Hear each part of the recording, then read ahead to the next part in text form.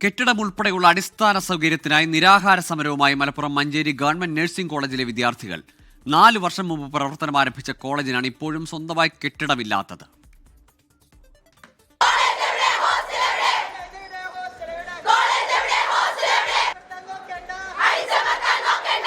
നാലു ബാച്ചുകളിലായി 240 വിദ്യാർത്ഥികൾ, ബഹുഭൂരിപക്ഷവും പെൺകുട്ടികൾ. പഠിക്കുന്നത് MBBS ബിൽഡിങ്ങിൽ. 4 ബാച്ചുകൾക്ക് 2 ക്ലാസ് മുറികൾ മാത്രം. അതാണെങ്കിൽ മഴ വന്നാൽ ചോർന്നൊലിക്കും. ഹോസ്റ്റലും MBBSകാരുടേത്. ഹോസ്റ്റലിൽ ഒരു റൂമിൽ 6 പേർ വരെ.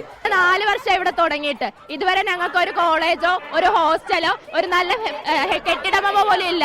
ഞങ്ങൾക്ക് MBBS അനുവദിച്ചു തന്ന ഓരോ 2 ക്ലാസ് മുറികളിലാണ് 4 ബാച്ചുകൾ നിൽക്കുന്നത്. 2022 മുതൽ അന്നുള്ള എല്ലാ മന്ത്രിമാർക്കും നമ്മൾ എന്ത് ചെയ്തിട്ടുണ്ട്, ലെറ്റർ കൊടുത്തിട്ടുണ്ട്. അപ്പോഴൊക്കെ ശരിയാക്കാമെന്ന് പറഞ്ഞ് ഞങ്ങൾ അടക്കി നിർത്തിയിട്ടുള്ളൂ.